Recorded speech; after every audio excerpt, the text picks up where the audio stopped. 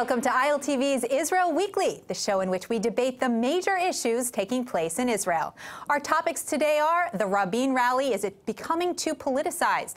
Also, we'll be talking about Trump's and Netanyahu's agreement to continue supporting Saudi Crown Prince Mohammed bin Salman following the Khashoggi murder.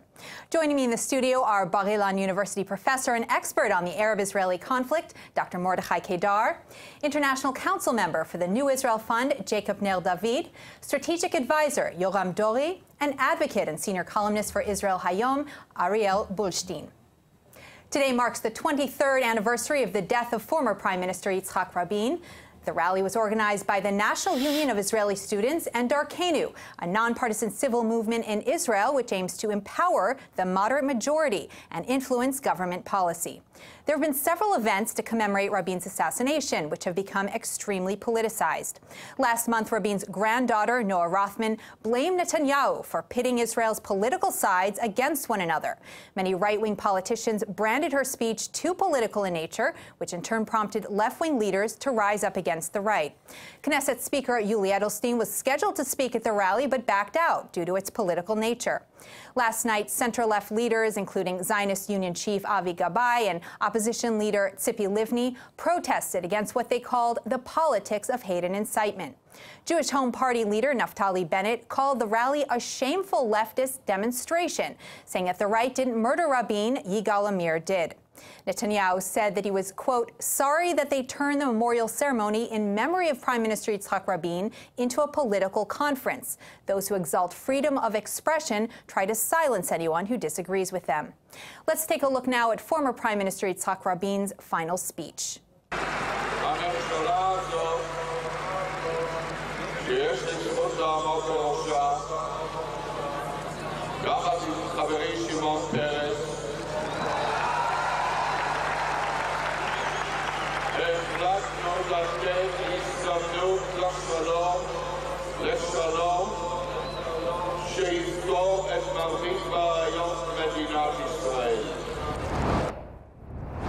So the first question is, do you think the rally has become too politicized in nature? Dr. Kadar. It is not politicized. It was confiscated by the left, appropriated by the left, as if Rabin was leftist. He was dragged into the Oslo Agreement. He had so much against it. And he even said in his last speech in the Knesset that there will be never a Palestinian state, and Palestinians might have some kind of autonomy. The IDF will forever remain in the Jordan Valley. So to say that this is a leftist speech was as far as could be from the reality. Yoram, how do you feel about it being confiscated by the left, as Dr. Kadar said? It was not confiscated by the left. Mr. Rabin was assassinated in a political rally because of his political policy by a political assassinator.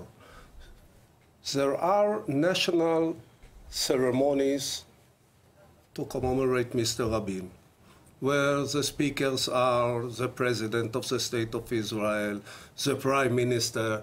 I personally disliked what Noah Rabin said on this occasion, because what Noah Rabin said, it was exactly for the rally yesterday and not at the Knesset or at the Herzl Mount. Because we have to understand again and again, it was a political assassination in a political rally. Ariel, tell us your thoughts on Noah's speech. It's a pity that the left political camp tries to make the memory of the late Prime Minister a political issue, because we can remember, all of us, all of the Israeli society can remember this Prime Minister as a warrior, as a statesman, but we shouldn't agree with his political views. And this event yesterday made the clear line between those that support him, and this is a minority in the Israeli society, and the majority that doesn't want the way of Oslo agreements and doesn't accept it. So we also should remember him, but when this event portrays him as a great hero of left-wing camp, we cannot accept it. We cannot be there. So that's quite different what Dr. Kadar said. He was dragged into the agreement. So how do you feel about what Ariel just said? Well, Ariel does have a point, but don't forget that Rabin, or Rabin's heritage, as it is depicted by the left, is peace. People tend to forget that a few years earlier, he ordered the Israeli soldiers to break the Palestinians' bones, their hands and legs, you know, as kind of how to treat demonstrators or people who throw stones or things like this. And people forget that he actually the one who sunk the Altalena ship by the order of Ben-Gurion against the people killing Jews on the Tel Aviv seashore in July of 1948. People tend to forget this, that Rabin was not a man of peace. I didn't forget that people were the first to shoot IDF soldiers on this event. Let's hear from Jacob. So please don't rewrite the history. Don't rewrite the history. Jews. Please. What do you mean? Yes, on Tel Aviv shore. What do you mean? As a Rosh Agam, as the head of the operations division of the army. What do you want? It was July, already 3 months after the state was established. Okay, and they called it the Holy Canon. The Holy Canon, with whom you kill Jews on the seashore of Tel Aviv. Okay, this is some kind of how, this again, how the left appropriates people, changes the whole situation. And don't forget that the Oslo agreements, which he signed with Arafat, actually cost the lives of thousands of Jews in this country. Sorry, don't say it again. No, I won't allow you to say it. Why? I tell you why. Because Prime Minister Netanyahu won the election in 1996. He could do everything he wanted with the Oslo agreement. No, it was not before. It was later. No, it was also later. I am not ready to hear from any Israeli that the Prime Minister, either Mr. Rabin or Mr. Netanyahu, is responsible for the deaths of Israelis and Jews. No. I just want to say, we seem to have veered off subject, and I have a lot of respect for Professor Kadar, but I don't think we want to be talking about the Altalena, or why not? Or because that wasn't the question at hand. Or the issue. Of course. This is a part of Rabin's heritage also. Yes, all his life is part of this heritage. Of course. And people also change their mind. And I protested against Prime Minister Rabin when he was Minister of Defense and said that famous line against breaking bones. And I clashed with him directly over it. I was a student leader at the time. Thank you. Having said that, later on, I supported his direction. And we can argue and discuss heatedly but civilly over Oslo at the time. And that was 23 years ago. It's not today. So if we want to talk about Oslo at the time, as Yoram said, Prime Minister Rabin, it was not a death, it was an assassination. He was assassinated immediately after a political rally, a rally for peace, which he termed a rally peace for peace. Activist of those days, yes. This was so far the first and the last demonstration which I took part in. However, those days, and this you cannot deny, there was a new term which was invented, the victims of peace. Try to deny it. Means this is something, you know, so unbelievable. How can peace have victims?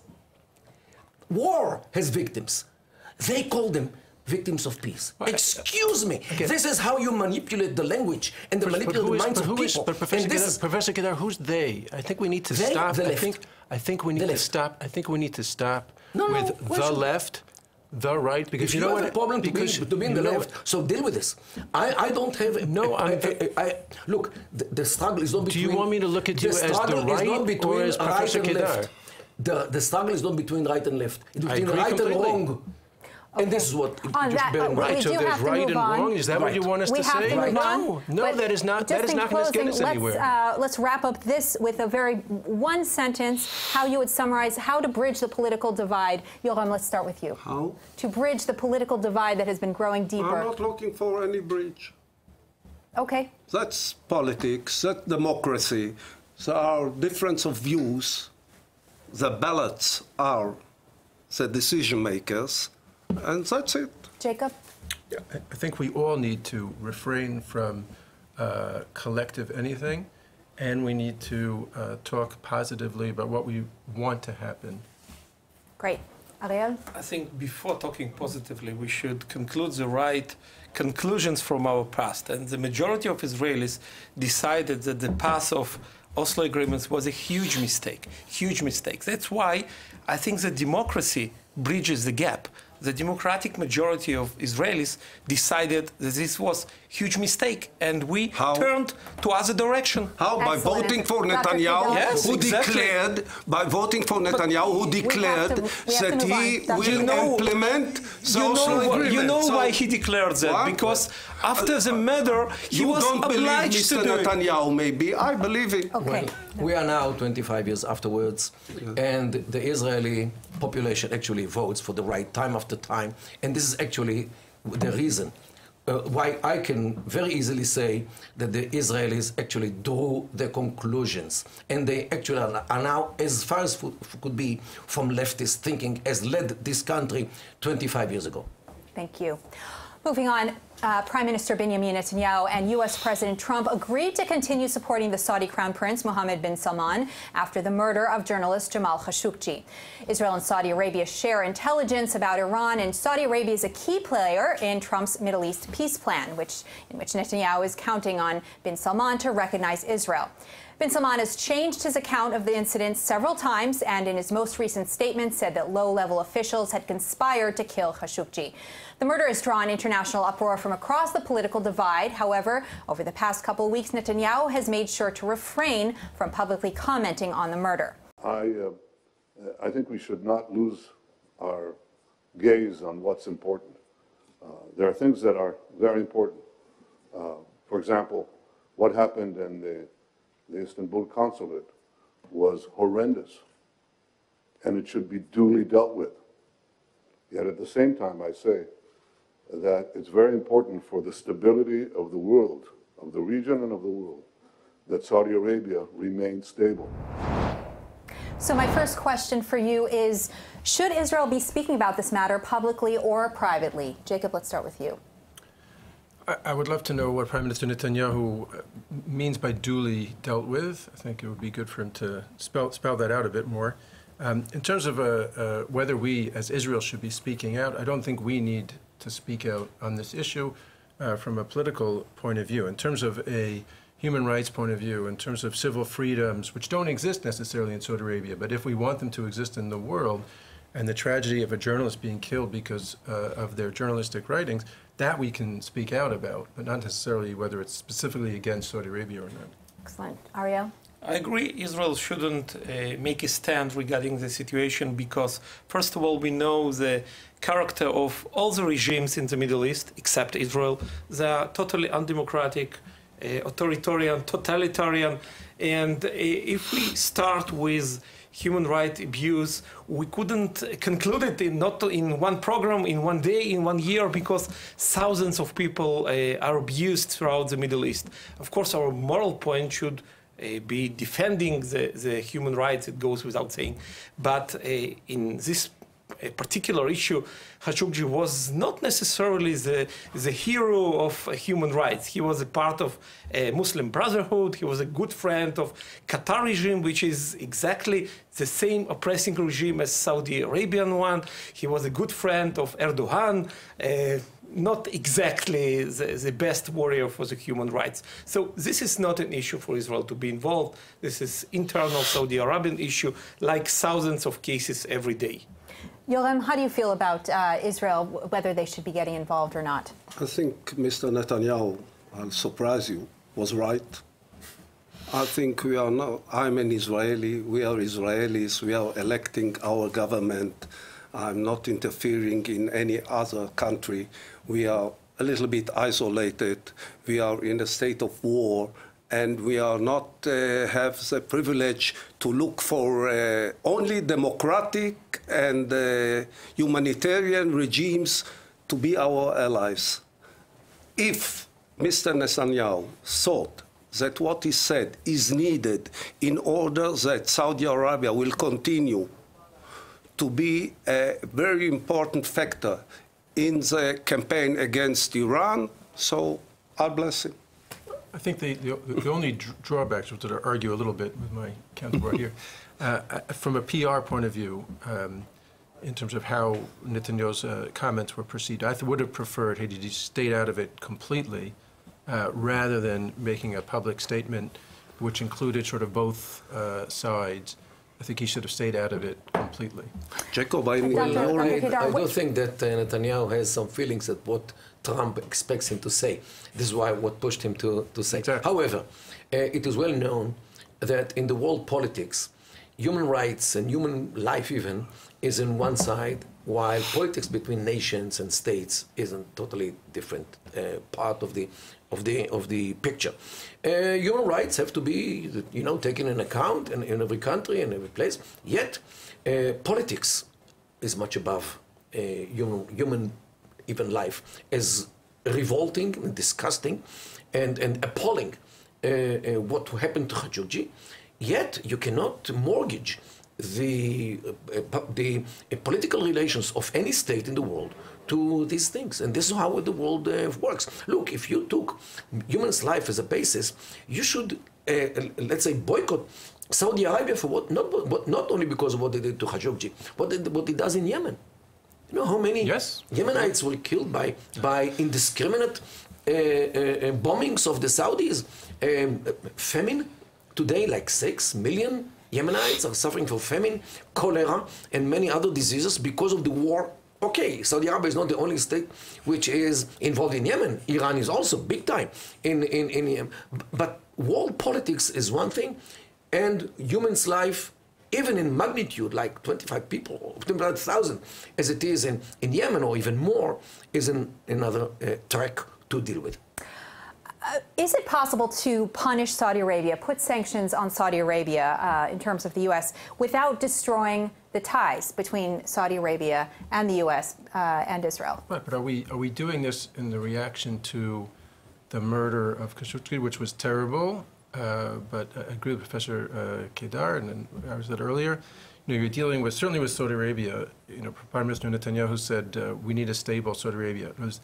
I wish he wouldn't have gone there as well. Saudi Arabia is not a good actor as far as Israel is concerned in terms of historic or necessarily current. They make some nice noises in certain forums.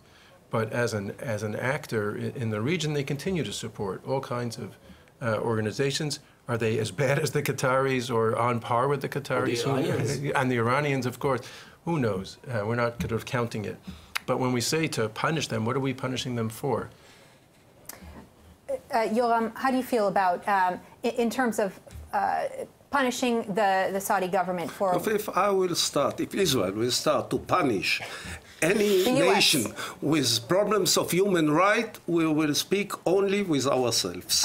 I'm talking about the U.S. putting sanctions. That's the same. If the United States will start to punish or sanction every nation that abuses human rights, the only nation they could talk to in the Middle East is Israel. And if they want to do it, they better start with Iran, because Iran does the same on a daily basis towards not only one journalist, towards thousands of people, either journalists or regular citizens, or sometimes foreigners.